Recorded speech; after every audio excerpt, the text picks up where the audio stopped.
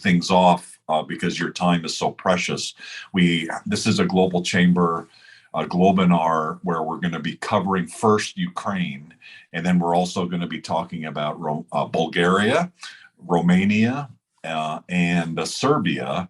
And I'm really pleased to introduce my co-host, Eliz Nestorov of the US-Bulgarian Chamber in America. Eliz is the most positive, amazing person that I get to work with on a regular basis. And Eliz, would you like to say a few words as we kick off? Because I know you're going to be talking about Bulgaria. And I'm sure you have some really strong feelings about Ukraine and some of the other topics we'll be covering today. Absolutely. Hi, everyone. Like Doug said, I am Eliz Nestorov with the US-Bulgarian Chamber in America. Doug and the Global Chamber, everyone involved, thank you so much for putting this webinar together and asking us to co-partner. And Igor, it's an honor to be at the same screen. I've secretly been hoping to meet someone from President Zelenskyy's administration and from the close circle.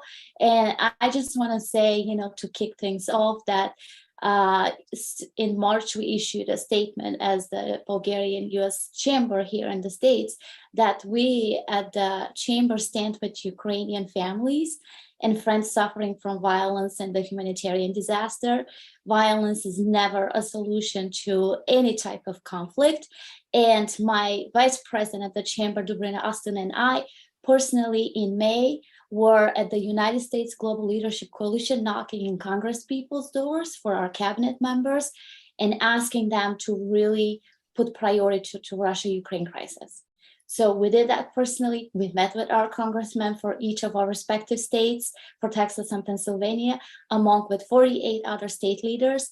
And I can say that this was #1 questions that I was asking each of our senators. So I am looking forward to the conversation and hearing more about the current situation that is happening right there for you at home. So thank you. Don't mess with Eliz. Don't mess with Igor. Don't mess with Ukrainians. And I think, my heritage is Polish, and my great-grandmother died at 99 years old while she was picking cherries. She fell out and broke her hip. So I know that the region creates some really tough cookies, and reading strategically about what's happening with Ukraine and Russia's belief that they could just kind of walk in and make things happen for themselves clearly is failed on their part, and it ultimately will fail. Unfortunately, in the meantime, there's just way too much carnage going on. One life is so precious, and every day there are many lives lost. And so, Igor, thank you for coming in today to Global Chamber and giving us an update. We definitely want to understand the situation and how you see things. As the Global Chamber, we also, if there are business opportunities or other ways to help the effort, of course, we'd love to hear those. And then we'll open up the floor for Q&A. Would you like to kick things off and share what you'd like to share, please? Perfect, thank you. Well, I'm gonna try and keep it brief to kind of leave more time and space for questions, because there's so much to talk about that just kind of trying to do like an organized keynote or speech is just useless. It's not gonna work. So a few points I do want to raise. First of all, to give you an idea what the situation is like, basically like small background. So my family and I, we knew what was going to happen in Ukraine back in October, more or less, from different sources. And given the fact that I used to be like in Zelensky's administration, plus I specialize academically in change. I was one of the few people who took it seriously from day one. So we made the decision an educated decision to stay in Kiev. We stayed here up until mid-April, basically like a few weeks after the Russians left the area. And then we took a small break, went to Paris. I did some European charity work for Ukraine. My family just had a change of scenery, and then we got back like in June. So I'm in Kiev now, and to give you a sense of what's happening on the ground. First of all, Just a few hours ago, Europe's largest nuclear power plant in Zaporizhia got shelled again. As far as we know, no structural damage to the nuclear reactors, no radiation leakage just yet. But to give you an idea, we're all like living, understanding that at any point in time, we might be on the receiving end of another Chernobyl disaster, but this time on a much larger scale. Just, you know, a fun fact. So in Ukraine, we have this app on our phones that alerts us of incoming cruise missiles. And a few weeks back, that app got upgraded. So it's now got different capabilities. It could warn us of potential chemical attacks, nuclear attacks, and street fights. Apparently there's a special kind of ringtone for the nuclear alert, but you can't test it. So, you know, something to look forward to, hearing it for the first time. But no, it's dark humor, but yeah, literally the situation is not very pleasant. So the war hasn't gone away. There's still active fighting happening in the east and in the south.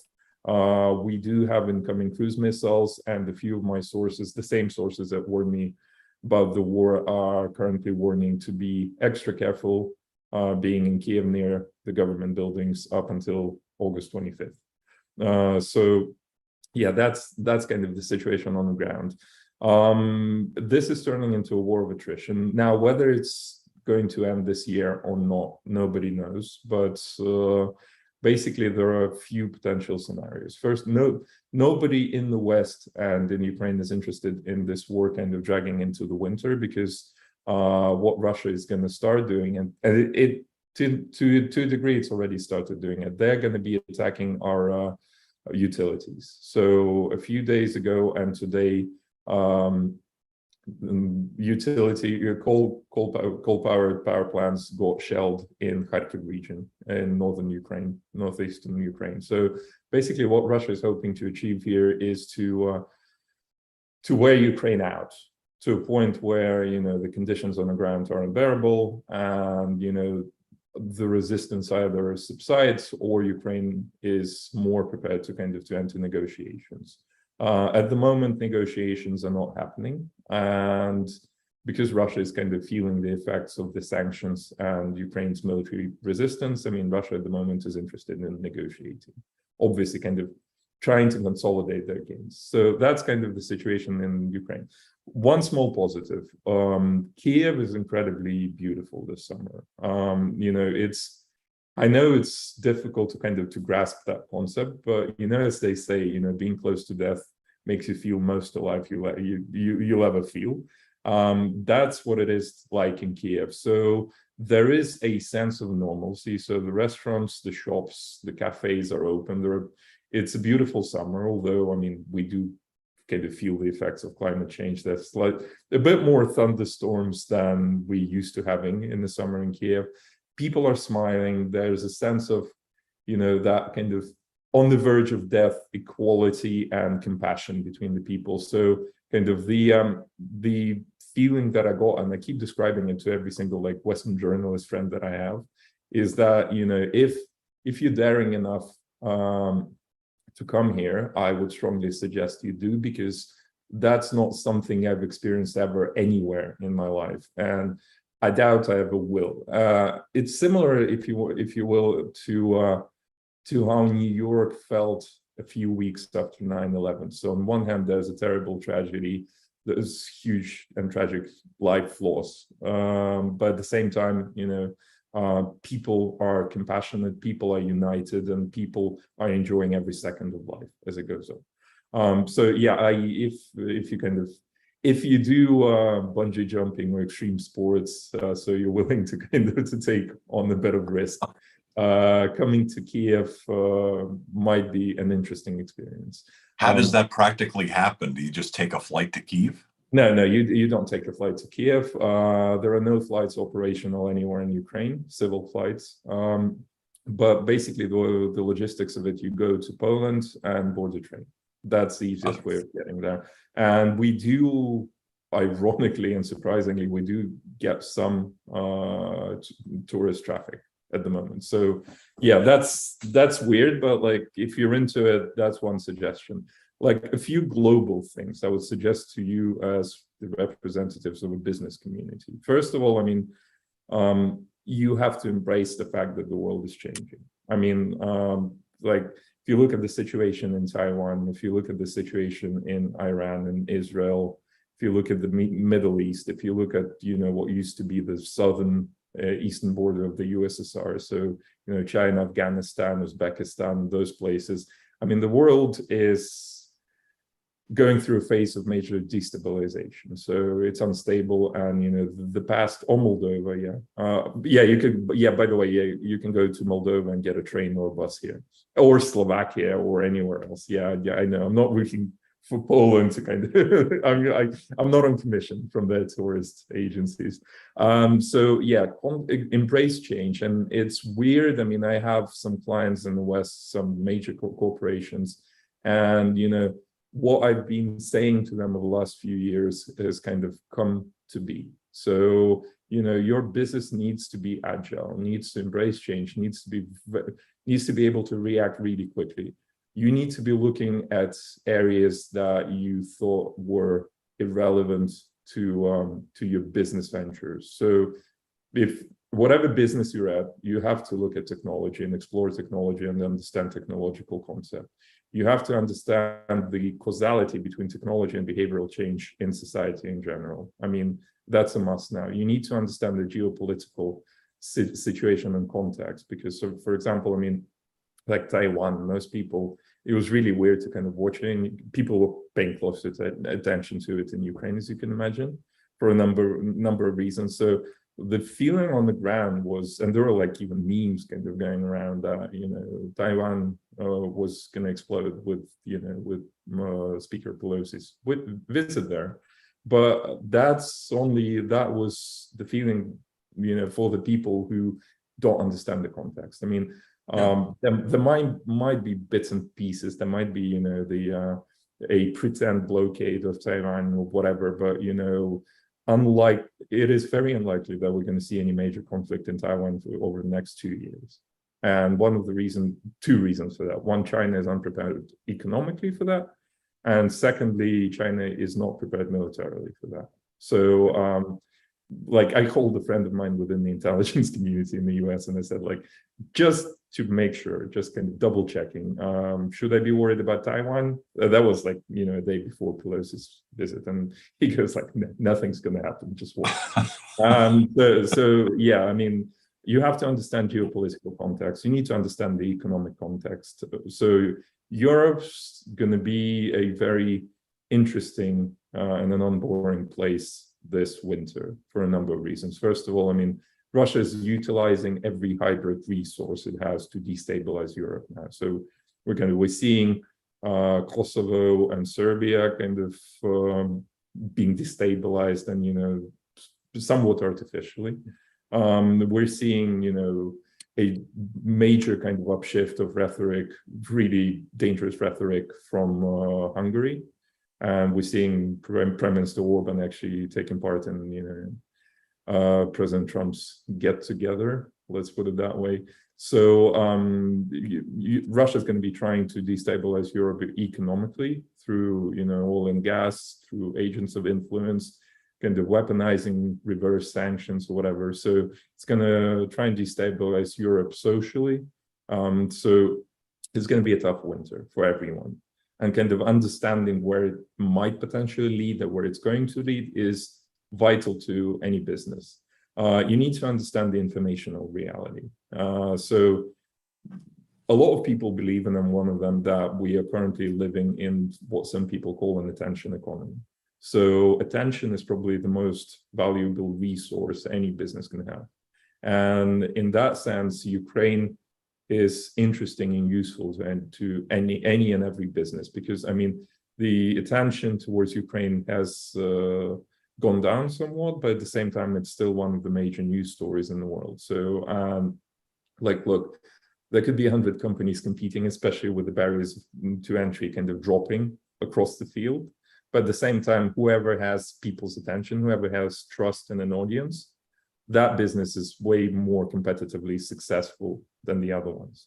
So just look at Tesla. I mean, like, if you use conventional economic theory to understand Tesla, you'd understand that, you know, there's no way they should have that valuation, or they shouldn't have gone the way they went, you know, up the hill. But at the same time, you know, they are somewhat of an unexpected success story. And one of the main reasons for that is the fact that Elon Musk, think of him what you will, he's a master of attention. He knows how to utilize, weaponize, and use attention. So attention economy is incredibly important. Reputation is important. Just look at what's happening with Amnesty International because of that report about Ukraine. I mean, that's a major fallout. And, you know, they've stumbled upon different like landmines and willfully stepped on them before. Like, for example, their report on Navalny a few years back. But at the same time, this one backfired majorly because, you know, the world has changed. And the way it works, I'm wrapping up here, so do bear with me. The way it works, the world doesn't change when a new technology is invented or even goes to market. The world changes when that technology actually changes the behavior within society. So think of it this way: you know, there's a smartphone, you buy a smartphone, you know, it doesn't have any repercussions for the business community unless you're in the phone business, right? But then your behavior starts to change. So you order your pizza a different way through an app, right? You meet people a different way. You spend your money and you kind of spend your attention completely differently, right? And that's when it starts affecting the different areas and spheres of business. And that's where, you know, those ripple effects are going to be scaling up, right? And fortunately or unfortunately, the world now is going through a massive shift in behavior across the field, right? And that's one of the reasons, by the way, why this war came to be. So like, I'm kind of oversimplifying here, but to get my point, I mean, the new arms race, the new business race, you know, the new economic race is not about nuclear weapons. It's not about access to capital markets. It's not even about oil and gas. It's about what some people call the new exponential technologies. So whoever masters AI, whoever masters quantum computing, whoever masters, you know, digital biology and genetic engineering, those will be the new superpowers, right? And if you think about it this way, there are only two major countries competing now. It's China and the US. Now, Russia thinks of itself as a superpower, right? But if you think about it this way, they have fallen so far behind that there's no catching up to them in the fields of AI, in the fields of autonomous technology, in the fields of quantum computing, so on and so forth. So it loses its dominance in the future. Then, you know, their economy is built around fossil fuels, and renewable energy is the only way forward. And it's not some, you know, hippie statement from me. I mean, realistically, you know, we're entering the age when solar power, wind power, and new nuclear technologies are way more efficient and financially beneficial than, you know, oil and gas and coal. So therefore, Russia has no future there as well. And since they kind of like potentially within, you know, the horizon of like 5 to 10 years. So think about it this way: there's a country that thinks of itself as a superpower, has that, you know, imperial ambition, yet it can clearly understand that it's fallen behind. I mean, what does it do? Does it slowly fade into obscurity, or does it try and gain that dominance some other way? And that some other way is what we are on the receiving end of, unfortunately, at the moment. Wow. Now last point, and I'll open the floor to questions. So why Ukraine is so special? Why did the Russian intelligence, why did the Western intelligence got Ukraine wrong? Why hasn't Kiev fallen in 3 days? Why is Ukraine still fighting? Why, you know, are we seeing things like sudden explosions in Crimea and stuff like that? Ukraine is special because of the mindset of the people. Our political system, I jokingly kind of describe it as representative anarchy. It's interesting because Ukraine is probably the only de facto holocracy in the world. Holocracy in the sense that, do we have a vertically integrated government? Yeah, we do. We do have a parliament and a president, and now it's even a mono-majority, so it's one team kind of ruling the country. Yet, do we have strict laws? Yes, we do, right? But at the same time, I mean, there's even a joke in Ukraine that the strictness of our legislation is compensated by the fact that nobody abides by it, by those laws, right? There's a huge element of self-organization and a huge element of a unifying idea, whether that idea is based out of the feeling of injustice and kind of trying to correct that wrong during a revolution of dignity, when we have a wannabe autocrat kind of trying to run the country and change the country, whether it's a Western invader or Eastern invader, whether it's unfairness in anything that comes from outside Ukraine, people self-organize. There are no centers of communication. There are no centers of control. Just people on a very kind of primordial level know how to self-organize and coordinate without having been told to do so.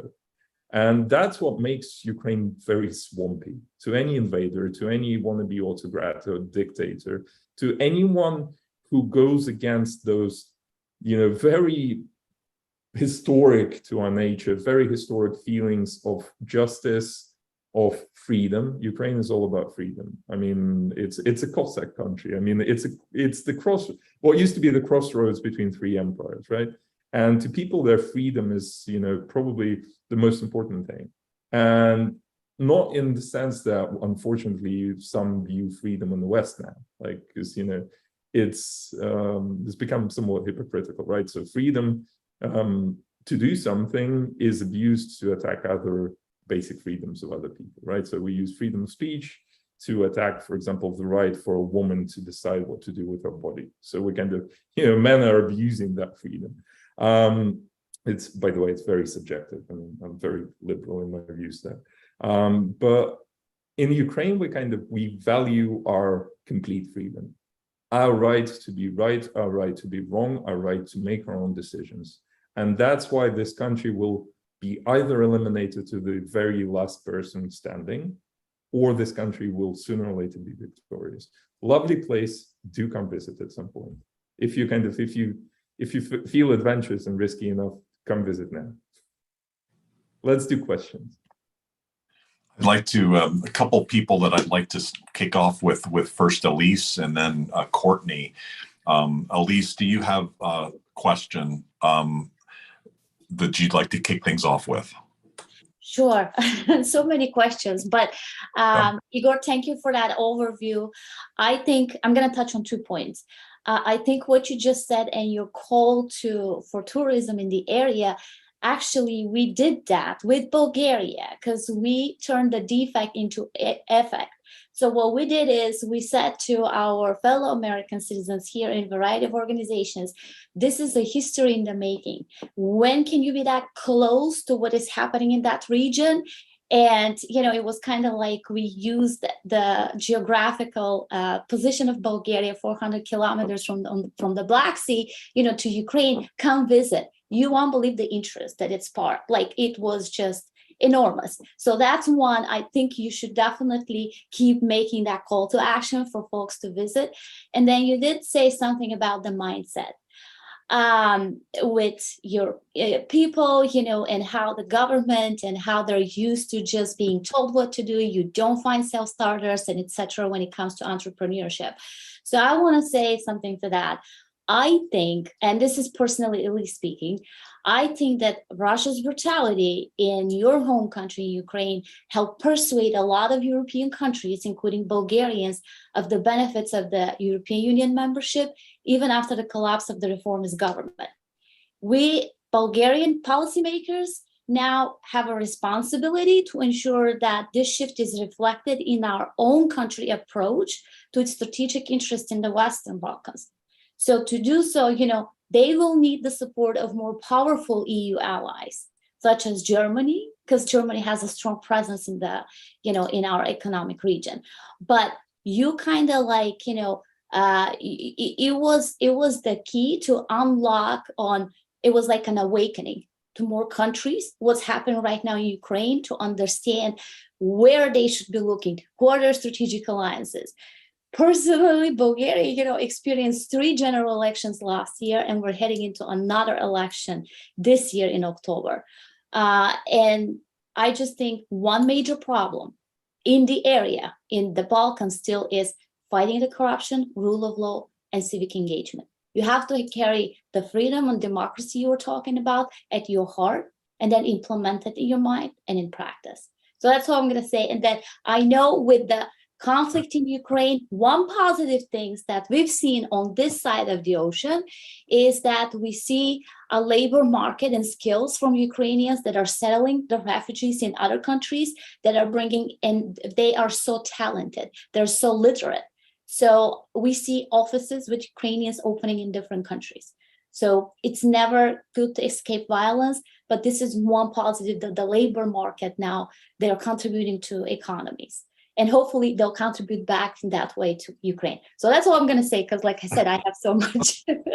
You're amazing, Eliz. Well, any response, Igor? Well, yeah, I can actually give you a personal story to back that up. So when the war started, the most difficult question one can ask me is, what do you do? Because I don't think they've invented the term just yet. I do everything.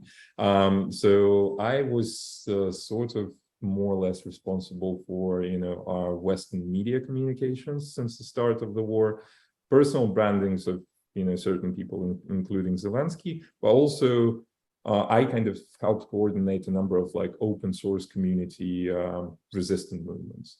And the way it worked, it was hilarious to give you to give you a sense of that power of community and power of the ordinary people. So back in my Singularity University days, I worked with a guy who launched an IT outsource company. So basically they'd outsource their skills to Western businesses. And he gave me a call 3 days into the war. He goes well, look, I mean, we have some specific skills. What do you want us to do to help Ukraine? And I was too preoccupied. So I decided to go all out and just go well, go and hack somebody in Russia. And literally I laughed it off. I had a couple of TV hits that evening, so I was preoccupied. Then 2 days later, he calls me and he goes have you ever heard of Rosimущество, which is Russian state property fund? I go, yeah. He goes, we're in. What do we do now? And that's the weirdest kind of question you can ask me. It was just, we've hacked into a major Russian governmental entity. Where do we go from there? And I remember that evening I made a number of really weird phone calls. So you'd call, the president's office, you'd call intelligence services and go hi, you know me, right? I have nothing to do with hackers or anything, but it just so happened that friends of mine have hacked and they're actively in the mainframe of a major Russian kind of state fund. So what do we do now? And it was just it was surreal, but it's the power of the skills distributed among the people. The power of the crowd is incredible. So I think, there's a lesson to be learned there. I mean, businesses need to be able to harvest that power, because you can't employ everyone, right? And you can't employ Ukrainian refugees forever. A number of them will come back, but you need to be able to take the most out of that power. And it's the future of business I'm excited about, because literally we'd have to reinvent everything from scratch, including the wheel, because of the change that's already here and that is coming. So yeah, Ukraine, Bulgaria, Poland, the Baltics, Moldova, do pay attention to those places, because it's history in the making as well. Look, one last point. Back in my wedding, my best man actually kind of joked that I was Forrest Gump, because I have this blessing or a curse to get myself stuck in the front row of history in the making. To give you an idea, I was the top person in Ukraine in charge of containing the fallout from the Trump impeachment. So I was there in the room for the perfect phone call. I was there in the room for the Rudy Giuliani phone call, met with Eric Prince in the shitty steakhouse on the outskirts of Kiev. So and I'm just a guy from the street. I'm just, a tech nerd who just happened to do an educational program for Zelenskyy, kind of befriended him. And I was supposed to be his tech advisor, but I became his US advisor. And like now, you know, having met Trump and Rudy, having witnessed the impeachment, having seen all of that, now I'm staying in Kiev under cruise missile attacks, right? In the middle of like the biggest war in the 21st century yet. So there's even a joke that, you know, what's next? Like the Martians, they're going to land somewhere outside of Kiev. They must, because, you know, so yeah, like embrace that change, embrace the fact that the past as we know it is over, and the present is no longer similar looking to the past. It's more like the future, and that future is being made now. And like we either adapt to it, or we slowly or sometimes rapidly weather away. That's it. What was all of that experience good preparation for you for the war? And you mentioned about being a master of attention.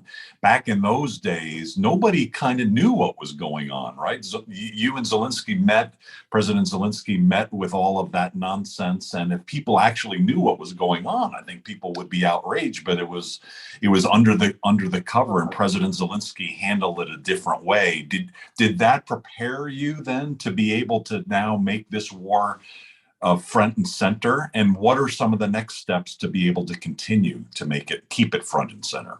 Well, first of all, I mean, what really kind of prepared me was this is institution I used to be and still am part of, called Singularity University. It's a California, it's a Silicon Valley think tank that explores technology, right? And, you know, I went there for an executive program, and a lot of people, there are like different takeaways from it. So like startup and tech nerds kind of go there to meet the likes of Ray Kurzweil and so on and so forth, and to kind of to learn about what's new in the world of tech. What blew my mind was they've pigeonholed and organized, you know, change for me, right? So, and since I was always academically interested in information and in people, in their behavior, that kind of made sense to me and made everything clear what was going to happen. Now, in terms of Zelenskyy, well, Trump impeachment was, you know, it didn't register as something like, you know, we were in the middle of history and actively affecting history, because like, put yourself in our shoes, right? I mean, we're like complete neophytes, we're like kids, right? Including Vova, including Zelenskyy. And like, we kind of like 3 months in, we're in the middle of the biggest story in the world, you know, and we kind of, because of that suddenness of it, we didn't have time to kind of sit and ponder upon what just happened. We just kind of reacted the way, you know, we knew we should, right? Kind of utilizing the kind of the very unconventional methodologies that we've kind of learned about in places like Singularity, or, you know, Aspen Institute, or, you know, some of even like of our own academic work. We kind of put it to use. And why that whole Trump saga was important, it very quickly destroyed our sense of being neophytes in the world of big guys, right? So Zelenskyy at the moment, and Zelenskyy since a few months back, actually, before the war, he doesn't have a sense of being a newcomer. So whenever he speaks with President Biden, with like Boris Johnson or anyone else, whenever he represents Ukraine, it doesn't come from a position of weakness. It doesn't come from a position, well, you know, they're the big guys, you know, we're the small guys, you know, there's a food chain there, or a chain of command, or anything like that.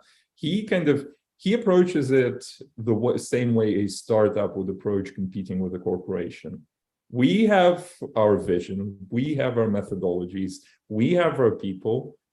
It's a race, let's go. I mean, let's see where this race ends. Not in a bad sense. So, I mean, obviously without like, you know, silly jeopardizing, you know, people's lives and stuff like that. Does he make mistakes? Yes, but it's the attitude that I think caught everyone by surprise, because let's face it, you know, 24th of February, Russia counted on him fleeing Ukraine, right? The US even offered him a ride, right?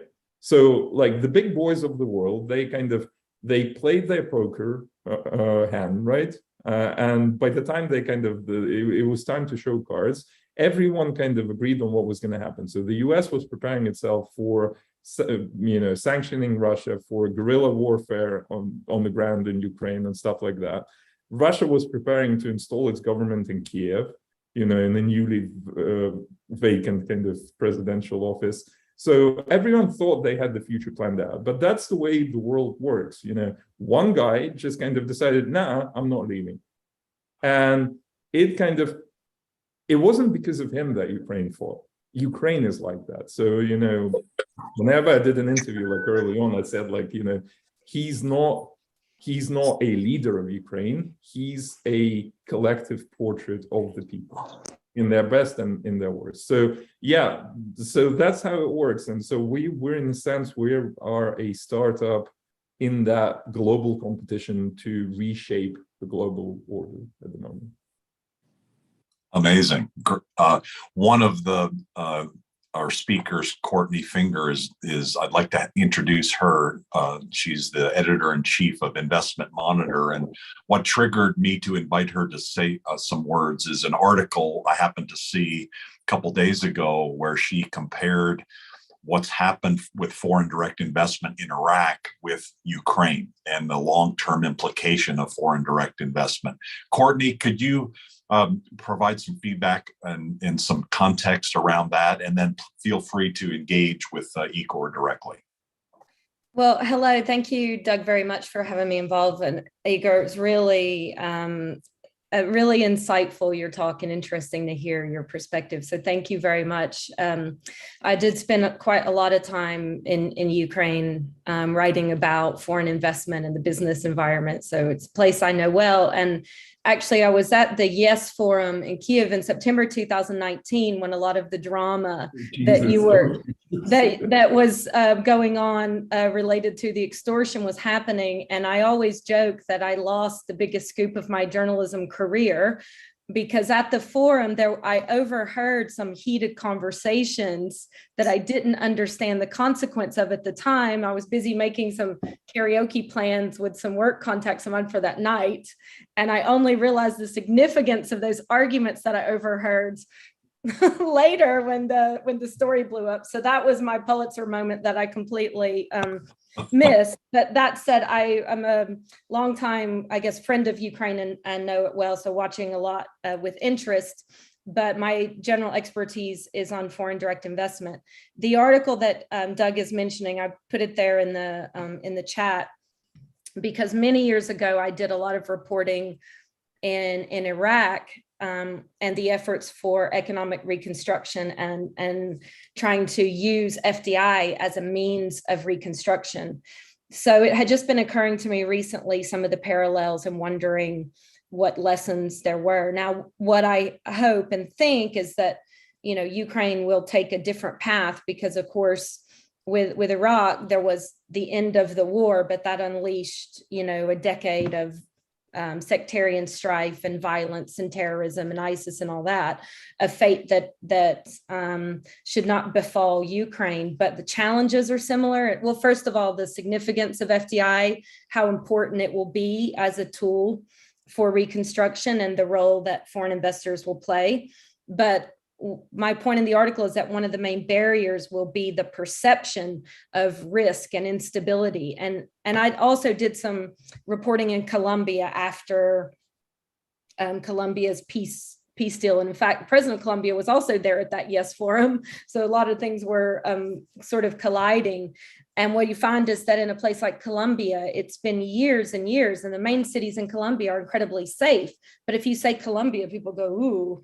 And Iraq, it's similar, and I worry a bit about Ukraine suffering that, because it will for a long time now have an association with the war. And this association will last for years and maybe decades after what we hope is a Ukrainian victory. So I'll be really curious to know how you feel Ukraine can counter that. So what I feel is that required on the part of the business community is to show some forbearance and open-mindedness, and also to step up and realize that there's almost an obligation on the part of the international financial community and international business community to be kind of first in with the necessary investment and support and capital that Ukraine will need. But I'd love to hear your view on that, Igor, if that is something that concerns you as well, and if so, how do you overcome that? Thank you for that question. By the way, I wasn't there at the Yes Forum because my daughter was born right around that time, and I was at the maternity ward with my wife. And that was around the time when Zelenskyy nearly caved into Trump's pressure, and Fareed Zakaria was supposed to do that interview that I managed to actually stop at the very last moment. So yeah, it's like I'm actually doing a book now, so I'll spill my guts. I will absolutely read your book. And I just add, I did interview Zelenskyy at that forum, but of course I didn't know the questions I really should have been asking him because I didn't know about the extortion. I was just asking him about FDI. No, we tried to keep it as quiet as we could up until the impeachment. Then obviously all bets were off. But anyway, that's the past. But in terms of Ukraine, first of all, let me give you a counter argument in terms of war as a deterrent against investment. Investment is always about risk, right? So one of the biggest risks that I see in Ukraine now, because the conflict has become somewhat predictable in terms of the military advances and everything. So it's safe to say that, for example, if we're talking about real estate, the only main danger is those cruise missiles in places that are not on the front line. But at the same time, there's also a pattern to Russian attacks. So the real estate market is working despite the fact that the country is in the middle of the war and has air raid alerts and missile strikes. At the same time, look, we're overblowing certain risks that just need hedging. And at the same time, we are completely disregarding risks that are relevant. The biggest risk that I see in Ukraine now is either use of nuclear weapons, tactical nuclear weapons, or nuclear disasters at one of the nuclear power plants, like Zaporizhzhia, for example. But having said that, should it affect and does it affect direct foreign investment in Ukraine? Obviously. Here's a question that I don't have an answer to. Why doesn't it affect direct foreign investment in places like Turkey, Bulgaria? Sorry, Bulgaria. I mean, that's your blessing or a curse to be our neighbor.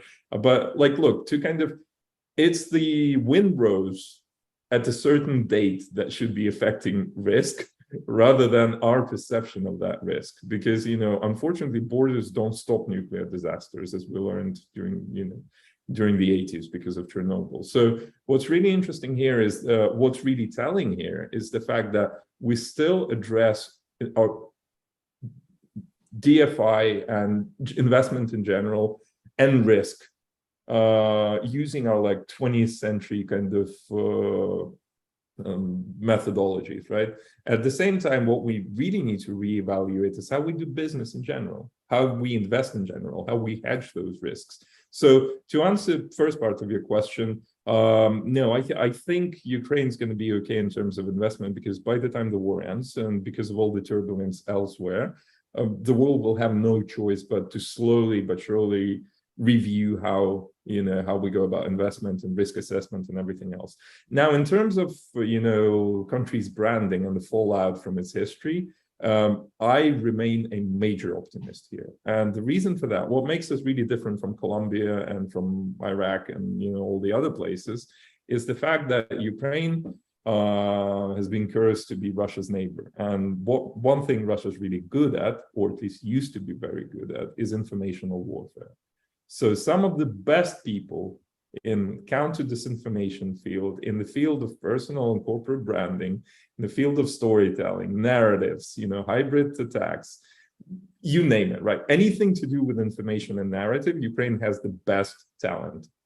And that talent, look, our president is an offspring of show business. right? So he knows how to handle storytelling, right? So I think once the war is over, or once this conflict is frozen, however and whenever it ends, I think this country has enough human potential to correct the wrongs. So we're good at selling ourselves to the world. And I think that's our competitive advantage. And I think there won't be any long-term fallout because, we know how to tell stories. I mean, our memes are the best in the world. That's very true. And look, this is exactly my kind of area of expertise. So I'm not doing any educated guesses here. I mean, if we had more time, I'd take you through a few cases that we did, like global cases that would just blow your mind. But I think the fact that we managed to survive a year and a half of Trump is telling enough in the media as well. Yeah. Courtney, if I may actually say also something, because we're talking about a risk, and I think, Igor, right now, the risk is shared because we have seen, let's be honest, FDI is not a priority when there's a humanitarian crisis and affects the whole region. One of the things I think Bulgaria, along with my colleague here from Romanian-American Chamber, who is on the call, that the advantage that I see we have as countries is our access to EU funding. So being part of the European Union, it makes us really attractive to foreign direct investment because that means access to all the other programs that might come. And there is, significant portion of our FDI in Bulgaria actually goes into services that are accounting, and particularly in real estate. I want to say that was about 22% for 2020. The global health pandemic with COVID, they kind of exaggerated the difference between the FDI and the SPEs. So EU funding channeled more funds into SMEs, the small and medium enterprises. But the risk currently, the way I see it through my eyes, because no big investments are happening. Everyone has turned their internal politics into maybe securing more and investing more in their defense because of what's happening, in Ukraine and Russia. But also at the same time, you mentioned, Igor, Turkey. Why Turkey is not suffering, right? Why Turkey? Well, their economy, hasn't been the greatest, with their political leader. But I think politics there work a little bit differently because we've seen lately for the past week what is happening between Turkey and Russia too. So there are a lot of components that I feel like go into the region, and I feel like my own country, Bulgaria, since the conflict broke, has been internally divided as well. So there are those dependencies of energy resources. Like you said, Russia is using everything to make sure they can destabilize the region. So that, definitely we should be looking into the West, to US, EU, and the Atlantic, the North Atlantic Treaty Organization, NATO. Only being unified, we can do that. So go ahead, Igor. Sorry. Just small correction. When I was talking about risk, I was specifically talking about the risk of a nuclear fallout if there's an accident in Zaporizhia. And the way people view it, that's going to make Ukraine completely unattractive in terms of investment. But people forget that nuclear disasters depend on the windrows, so the direction of the wind. So it might not affect Lviv at all. At the same time, it will affect Istanbul and Turkey in the major ways. So that kind of remains to be seen. And by the way, I'm seeing messages in the chat asking for my contacts. Doug has them, and I'm more than happy if he shares them with the group. Fantastic. That sounds good. Courtney, did you have any additional follow-ups? No, I'm happy if anybody has questions FDI related as well, but I don't want to take any more time than that because I'm sure people would love to ask Igor more things as well. You're based in London, I believe. That's right. And Investment Monitor. Tell us just a little bit about Investment Monitor, because you're really strong in Europe, but you've got writers all over the world. That's right. And in fact, we are a foreign direct investor in Bulgaria because we have a team in Bulgaria that does software development, data visualization. So actually all the charts that you see on Investment Monitor are actually produced in Bulgaria. We are part of a company called Global Data that has about 4,000 employees. It's a business intelligence company. Investment Monitor has been around for 2 years, but we've grown really aggressively, and we're a digital publication focused on foreign direct investment, and we're aiming towards an audience like people like yourselves of global business executives, and trying to inform you of risk and opportunities and market entry strategies. So do check it out. It's free to read. There's no paywall, no registration required. And we're really proud that we have a partnership with the Global Chamber to collaborate and support each other. Thank you for your membership and your support and collaboration. Appreciate that. Thank I you. see Milivoje, Jovanovic raised his hand. And so Milivoje is Global Chamber Executive Director in Belgrade. There was a comment about Serbia that Igor made. I don't know if your point is around that, or did you have a question or anything you'd like to add? Hello, Doug, and hello to all of you. Sorry, I hope you hear me well, but because I'm calling you from the highway, there's been a traffic jam and I couldn't get to the office. First of all, thank you for this meeting, and thank you for Igor having the opportunity to send us all these messages from Ukraine and all the support to Ukrainian people, and we pray for Ukraine. One of the things that Igor mentioned, and I agree with that, is that Serbia is the only country that still hasn't had the sanctions on Russia, and this is something that common people in Serbia do not agree.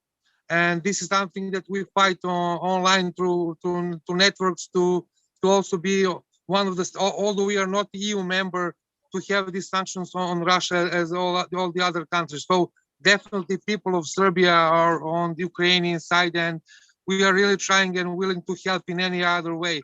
The things I wanted to mention to Igor, and thank him again for this talk to us, is that we have Serbia has a long history of war conflicts, unfortunately, in the 90s, and after that it hasn't gone so well. So if you want to rebuild your country, you have to start now, and the best thing that you can have is maybe to have like Marshall Plan like that Germany and the Western Europe had after the World War II. So you have to start lobbying for that and finding money for this, because you will need it as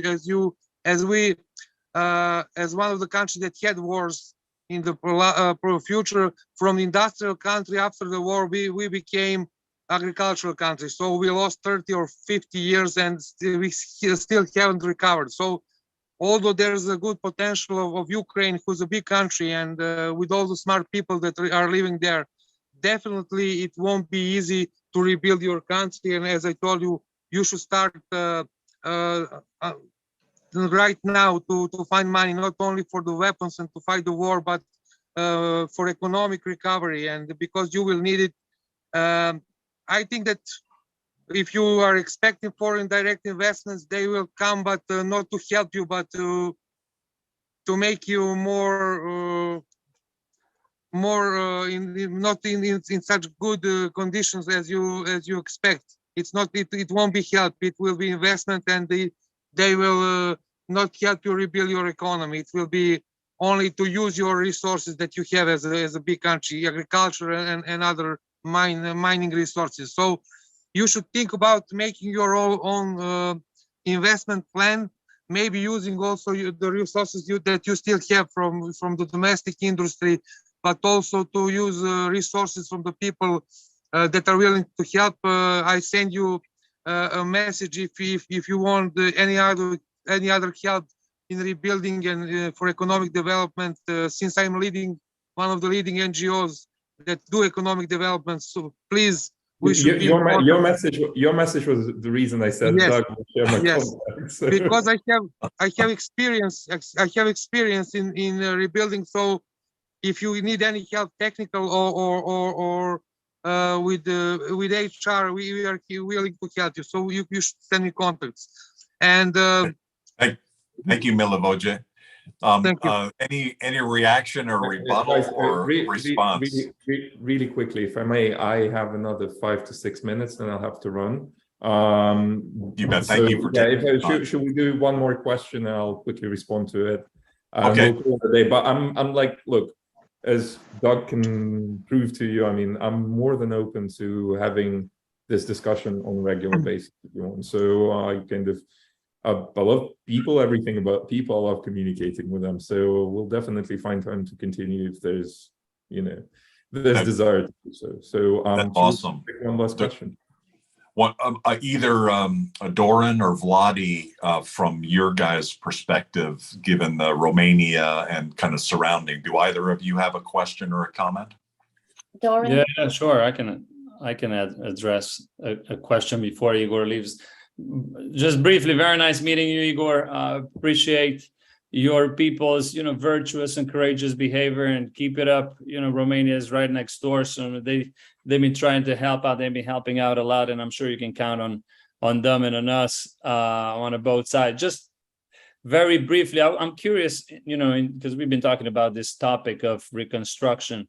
Whenever that will happen, and I agree with our Serbian colleague, you should start now until and not wait for something. But what do you think the role of the neighbors it would be in this whole process? I'm curious what your perspective is, like who you believe that can play a role, a bigger or a smaller role into this whole process.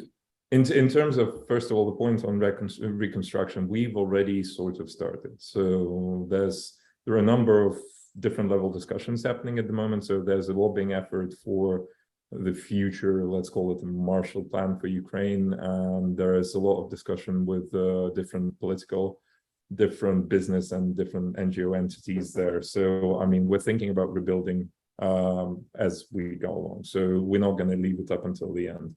Although, I mean, we're trying to be sensible about it because, rebuilding during war is a very, very good soil for corruption. We kind of know it, there's nothing better for corrupt politicians to do than to rebuild something on the front lines. So we're aware of that, and civil society in Ukraine is also monitoring any reconstruction efforts that are ongoing at the moment. Now, in terms of neighbors, I mean, I'm blown away by support that we got from our neighbors. I mean, like Poland, Romania, Slovakia. Like, look, I'm dyslexic, and I can picture the map. I'll definitely make some mistakes and forget somebody. But everyone has been incredible, and our people were accepted as their own in those countries. There's a lot of government level negotiations and partnerships happening at the moment, and I think the neighbors will play the crucial parts for two reasons. First of all, I mean, like, look, there's nobody who's better suited to understand the Russian threat than our neighbors, right? Because like the point we were trying to make from day one of this war was like, look, if countries like, say, Germany or France can afford to play to their own like political advantage and play a slow bureaucratic games, I mean, Poland, Romania, the Baltics, and Slovakia can't afford to do so.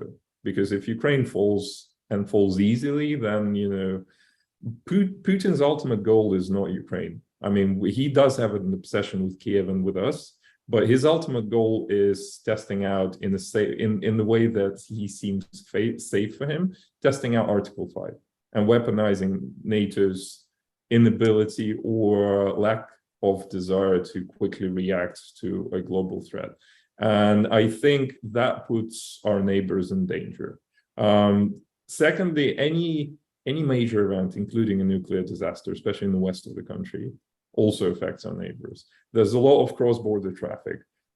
Even like mentality, Ukrainians see themselves as part of, Eastern European being the key word here, community, rather than part of, this ex-Soviet bloc in Russia, right? So I think, this is one of the main like areas where we're going to focus on and where we're going to build the new, when I say alliances, I mean the new format alliances, right? But this is where most of the reconstruction work and most of the defense effort is going to be happening. So I think neighbors are as important, if not more important, than our bilateral relationships with the US and the UK at the moment. Extraordinary. Great response. Thank you for taking the time.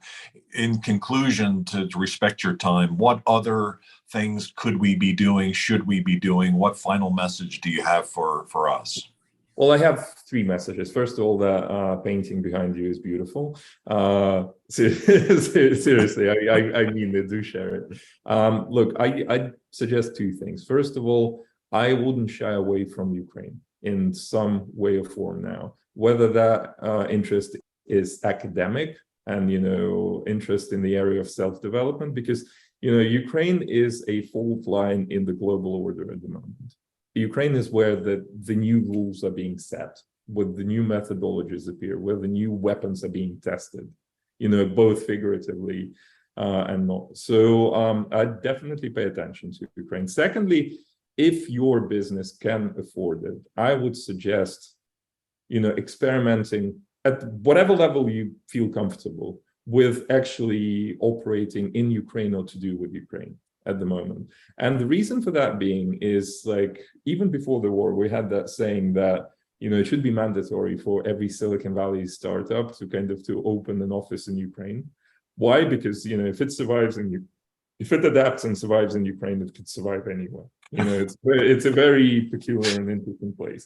So I would suggest to actually try operating, because, the value that you'd get out of, first and foremost, would be the people with experience within your organization. Because, like, look, if you run a business in Ukraine for like couple of months, even during the war, those people will learn hands-on adaptability like nowhere else, right? Okay, so your team will have to learn to think out of the box, to experiment, to deal with information and informational attacks, and to deal with reputation, to deal with the global media as well, because anything you do in Ukraine now, although the attention has faded, still has global repercussions to it. So if you're a business and you open a presence here in Ukraine, and God forbid, it becomes part of a scandal, that scandal is likely to be international.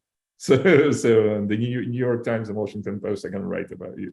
So that's a very useful experience. And I think, like, if I were running like any blue chip corporation at the moment in any sphere, I'd say, okay, open me an office in Ukraine. I'd send my best people there. I'd be prepared to lose everything, like, the investment that I put there, whatever. Just get those people that experience. And then I'd try and pull them back towards the mothership. And that would be the team responsible to reformatting my business to be adaptable to what the future brings. Because, like, look, the last time we met, this is going to take 2 minutes on a run. The last time we met, if those of you who were there, remember I showed you two pictures, right? Two pictures, and I told you to find 6 differences between them. And there are only 5 differences between those pictures. And nobody stopped looking after the 5th one. They kept looking for that 6th one. Why? Because I told them there were 6 differences, right? So, there can't be any typos in the textbook. Basically, like, look, whether we like it or not, that inertia of denial is still present. We still believe in the power of the UN Security Council, although it's a very impotent organization as things stand, right? Russia has veto power in it. Like, one example, and when the UN Secretary General came to Kiev, Russia attacked Kiev with cruise missiles on the same night.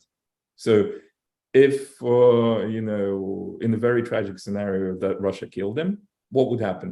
That call the Security Council, everyone would point their finger to Russia, then Russia would veto that resolution, and that's it, right? How meta-modernistic and ridiculous that is. I'll leave it to you. But the same goes for everything. Like, we're used to the old education system, to the old methodologies in our business. We're still competing according to Michael Porter. So, like, we use that 80s Bible, that building our companies to protect it from change and from competition, right? But, the barriers of entry are falling. AI can code now as an average IT engineer. We have that technological unemployment to look forward to in the next 3 to 5 years, right? So machines do everything that we do, but better. Like, even like digging graves. I mean, who would you rather?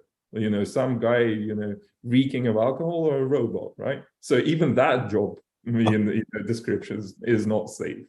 And because of that, like, anyone who's anyone in the expert world is openly like screaming at people now that like, look, there's major shifts coming, there are major changes coming, and not everyone's going to survive that shift in terms of businesses, right?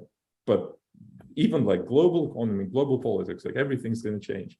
And where do you learn that change? Where do you learn practical hands-on experience to actually kind of deal with that change? Nowhere, because there aren't any textbooks on the future, right? The future is not set in stone. And the only thing that can kind of help you is that experience, on the ground. And that's exactly what Ukraine is about now. Like literally all the things that I mentioned, I mean, they're all ever present here. So so I would my suggestion would be pay attention to Eastern Europe over the coming months, even if you think it's not important or relevant to what you do now, regardless of what you do and where you are. So with that, thank you for having me and hope to see you soon. You're amazing. Thank you very much for everything. Really appreciate it. Thank you. Feel free to share my contacts. Just one request. If you write an email and you don't hear from me, write to any messenger on my number, but please kind of mention who you are, because if you don't send me a text message and just call me, I won't pick up. We'll be prudent on that for sure. Thanks. Have a great night. See you guys. Bye. Thank you. Take care. Thanks, Igor. Thanks, everybody, for we've gone a little bit over, but I think it definitely worthwhile to hear that. What do you think, Eliz? That was quite a lot of great information to process. It is, and I'm glad he touched point on the current needs and what is going to happening in the area. And I can say he is a really good promoter of Ukraine. His attitude and promoting the country even in those tough times, challenging times, I think kudos to him. I applaud him. I thought it was interesting. At least what I heard was that concept of getting attention, which some autocrats have used, right? Just lie and cheat and just to get attention, right? He's pulled it out of Silicon Valley. Or that's what I heard him say, is that he pulled that kind of basic idea for startup kind of mentality, which was kind of cool. That's an interesting idea and an interesting thought. And he talked about that being kind of a rule going forward. He talked about Elon Musk. You're using that same kind of basic idea around getting attention and bringing funds or bringing attention to things that you need. So that was really awesome. Is Courtney still here? Courtney, are you? Sorry, I should have looked. I'm still here. Yep.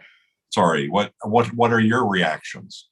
Well, super interesting. And I thought, Igor's point, especially about the main risk, and that is of a nuclear incident. And the point that I guess is obvious, but I hadn't really thought about, which is that doesn't respect a border. So that's a risk that's not specific to Ukraine, and which countries such an event may or may not impact. Well, his connection to Turkey, I thought, was interesting, because he mentioned Turkey being downwind, and right after we were talking about Turkey rebuffing Russia and pushing back on Russia. I wonder if that's connected. Probably, and it's really got me thinking. So you're probably going to see something in Investment Monitor about this pretty soon, because it's got some wheels moving. But really interesting to hear his perspective, and I also agree with him about the storytelling capabilities of Ukrainians, and that can help be a counterweight to, classic nation branding image problems. So interesting all around. Has that been your experience as well, and others in the room, about Ukrainians having a special ability around storytelling? I thought everybody in the region tells good stories, right? My grandfather did as well. But are Ukrainians uniquely qualified or specially qualified? I think they are. Ukrainians are quite charismatic in my experience. And I think we've seen that, even if you look at, I wouldn't, the word propaganda has a negative connotation, but Ukraine is winning the informational war, hands down. And if you look at the savviness with which the Zelenskyy administration, but Ukraine in general, across the board, in terms of getting its messaging out and lobbying for its interests, has been extremely successful. And so that kind of, I think, gives some credence to the point that Igor was making. Interesting. We, because we went over, I think it's still worthwhile to go through the other countries that we've got. And so I'd like to suggest that we target the bottom of the hour to finish up. And so let's go through the different countries reasonably quickly. Would that scenario work for you, Eliz? I apologize. I will have to jump off to another Zoom. Okay. But thank you so much for putting this together. Courtney, I'd like to get in touch, FDI, because I was just looking from OECD, the latest reports, and there are some interesting stats, and I want to see what the global data that you mentioned, the company does as well. So thank you so much, and it was wonderful to hear, firsthand from Igor on what's happening in Ukraine, because on this side of the ocean, we don't feel what they exactly are experiencing and feeling. So I think the more stories they can share on a personal level, probably that's the way to go for more international attention. And he did mention something about that. He said, if you do something here, it becomes a scandal, probably it's going to be, international scandal. So be careful what you do in the region. So the thank you so much. is your meeting with Dobrina? I think I see her on the line. Dobrina, are you available just to introduce yourself and mention the work that you're doing? She's probably driving somewhere. Yeah, I'm not sure if she is here or not, but yeah, thank you. And it was a pleasure meeting everyone. So Courtney will be in touch. Thank you so much. Please be in touch. Thank you. David as well. Thank you for the message. So talk to you later, everyone. Have a great day. Thanks. Thanks, Eliz. Take care. Dorin, or do we still have Dorin in the room? Let's see. We might have lost Dorin. Yeah, I don't see Dorin either. So that's cool. So we'll wrap up a little bit earlier, but I do want to make sure, Milivoje, do you have anything else you'd like to share about opportunities in Serbia? Are you still there? Yes, I'm here. Okay, very good. Thank you once again. And I'm very glad that Global Chamber of Serbia is the newest member, I think, and we'll try to keep up with all of you guys. For the last few years, I really follow all of the activities of Global Chamber, and I met Doug, I think, 3.5 years ago, and we needed time to make this happen, but it happened, and we are really trying to get really interesting members in Global Chamber during this year in order to make Serbian business more visible across the globe, because we are a small country of 7 million people and about 350,000 companies, but I think that we are very hardworking and innovative people. And since like Ukraine today, we passed many things on our back, about 3 or 4 wars, I think, and we still survived, and we are still managing. We learned something, to make something out of nothing, and to make big things out of small things. So this innovative way that we have in business is something that we want to share with you all and connect with all of the Global Chamber members.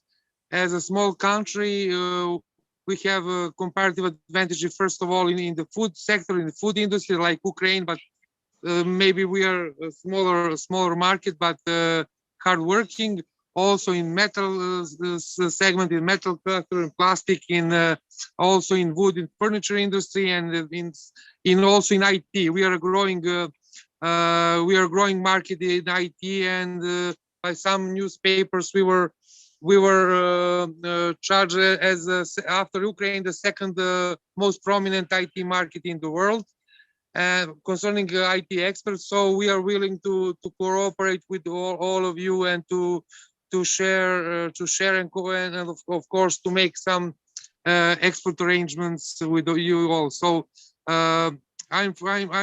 are building a network at the moment, and very soon we will be capable of having meetings with you all and cooperating, of course. We look forward to it, Milivoje. Thank you very much. A couple more people I just wanted to reach out to and see if they've got just a moment. I see Naji Mubarak. We have a meeting on Monday on Lebanese entrepreneurialism, and it's going to be very late for you, Naji. I know you're in the process of moving from originally Lebanon to Canada, now to Barcelona. So you are a busy guy. Where are you today? And did you have any reaction to today's conversation? Yeah, absolutely. I'm today in Beirut, and what Igor said resonated so much because, in Lebanon, we're entrepreneurs. Unfortunately, also, we do have neighbors that are not very fun to be with. When he talked about Russia, to me, it looked more like Syria. So, we did also our own bit in terms of trying to resist, if you want, the invasion of the Syrians for years, and still also develop the capabilities of the Lebanese private sector. His talk was fantastic. It resonated a lot. And I do understand, and I do hope that the Ukrainians are going to overwhelmingly resist and win this war, because it's a David and Goliath type of conflict. But ultimately, in this day and age, I mean, nobody could accept what happened. The invasion of Ukraine by the Russians is unthinkable. So I do hope everything goes well. And I'm pretty sure with the way it wasn't really a hard sell talk. It was so natural for him to put things in perspective. And it was so genuine that I believe everyone anywhere on this planet can really feel for them and root for them. So that's a very astute point. I love that. Thank you very much, and see you on Monday. Absolutely. We were talking about Poland, and I see Anna Levak on the call. She's involved with the KTLC localization conference that's coming up. Anna, thank you for your collaboration. Do you have a moment just to maybe react to what you saw and then tell us about the conference? Of course. Thank you for inviting me to this great talk. It was really eye-opening, and I'm glad that I could meet so many, great minds during this conversation here. Doug mentioned, I don't want to take up too much of your time, so I just wanted to tell you a few words about a conference which I'm organizing 1st of October, and it's a conference for the translation and localization industry. And as you know, translation and localization are pretty important if you want to make your business global or even international. So I would like to invite you all to visit the website, which I will just put in the chat. Learn more about the conference and let us learn from you. There we go. Here's the link. It's www.translation-conference.com. So I hope to see you there at the end of September. I'm sorry, and I guess cheers. That's it from me. Yeah, appreciate that. Thank you very much for sharing. Daniel Zaretsky is in Tashkent, Uzbekistan. Daniel, do you have any reaction to what you heard? Clearly, you're very familiar with that whole region. When I was reading in preparation for this, it seemed like a lot of the conversation was about northern Kazakhstan as a Russian target next, which seems maybe too unrealistic given their hands full in Ukraine. But clearly, the region is concerned. What perspectives do you have? Yes, hi, Doug. Yes, I've been in Tashkent now for about a week and a half. Thank you to all for participating here. Yes, well, the interesting thing is Uzbekistan has got to be about 1,000 miles away from Russia. So Uzbekistan is probably the only country in Central Asia with a somewhat decently functioning army. Anyway, like Uzbekistan's basically a neutral country. They welcome relations with all sides in this. But the thing I can say is that, and I think I mentioned this in the last time we had Ukraine, there's been a tremendous amount of Russian, Ukrainian, and Belarusian professionals relocating to lots of places: Istanbul, Tbilisi, Georgia, Yerevan, Armenia, and Tashkent. Definitely, they say that the hotels are full here, full of Russians and Ukrainians and Belarusians. a lot of relocation of IT and young professionals and such. They have an IT park here that's government run in Uzbekistan as well. So a lot of these guys have come, and they made special conditions to recruit these guys, these IT professionals who wanted to come here. And one last point to you. When the Soviet Union collapsed 30 years ago, there were many Russians living in Central Asia, and they left. Some of them are returning now to Kazakhstan, to Tajikistan, to Uzbekistan, to Kyrgyzstan. So it's very interesting. What's happening is almost like a reverse sort of coming back, because usually it's Kyrgyz, Tajiks, Uzbeks, etc., who go and work in Russia. These are the most remittance dependent countries in the world. So now there's a bit of an opposite angle to it. So I'd say things here are pretty calm. Uzbekistan is quite neutral. They're sort of removed from the whole thing, being well away from the border, and that's what I can say from here. Fantastic. Thanks for your perspective.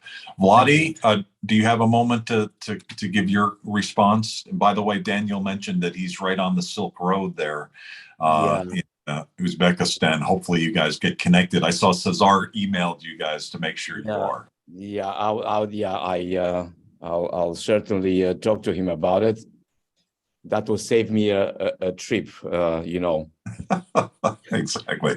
What was your response, or what did you feel about the conversation? Well, I like what from the business point of view, what Igor said in regards to companies from the Silicon Valley to open an office, even if you fail, most likely you fail.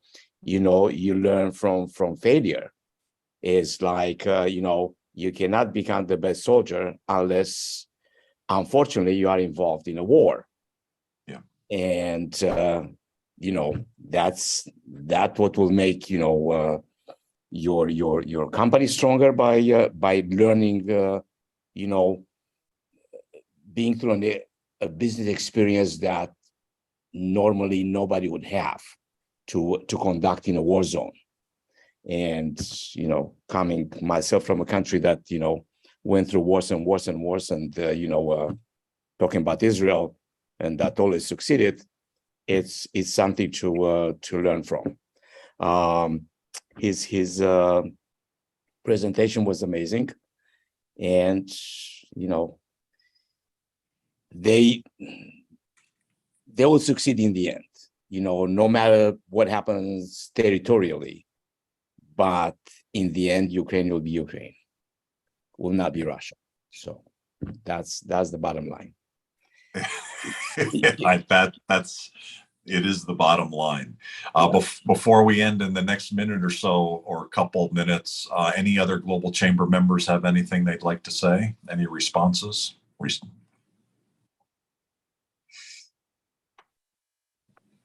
If you'd like this image behind me, let me know. And also, if you'd like to get a hold of Igor, please let me know as well. Thank you, Vladi. Thank you, Anna. Thank you, Daniel. David Lindsay, I see. Thank you for joining us today as well. I know with your products, you're moving into one or more of these countries. So congratulations on that. Thank you for joining today. And Milivoje, thank you for pulling off the road and being able to join us today. Of course, Naji, thank you for all that you do, and looking forward to our conversation next week. Susan Asadi, thank you as well. And to anybody that I missed, thank you for joining us today. That wraps up today's conversation. There was a lot to digest there. I wasn't sure how long we would have Igor, and it turned out we got a blessing. We got over an hour of his time. Those of us here in the US see him on television fairly frequently, and it became clear to me about where his skill sets came from, which was the Silicon Valley, and his admiration for Elon Musk. He actually had mentioned that in the prior conversation as well. And I think we can all recognize, whether you agree or disagree with Elon Musk, the guy is brilliant, he's extraordinary, and he knows how to get attention. and in better ways than other people who get attention by just doing outrageous things. Elon seems to do outrageous things that are at least within the realm of reasonableness, conceivably. So there's a lot to learn there. There's a lot to package. I got a couple pages of notes. This was broadcast on YouTube. We didn't converse with those people who were watching there, but it was out on YouTube, and it was recorded, will be recorded and packaged up, and watch it in the next few days. Certainly by next week, we'll have this up on our blog with some thoughts. If you have some additional thoughts, please feel free to send them in, and we'll include those in the blog. And of course, if there's any additional information that we should be sharing among us, please let me know. As always, thank you, Cesar Trabanco, for being someone who, even during this meeting, was connecting people, including Vladi and Daniel, and others, I'm sure. Thanks, everybody. Have a great rest of your day. I think in 2 hours, we have Global Chamber Tel Aviv. So join Tal Zilverberg for that conversation, 1 hour of connecting across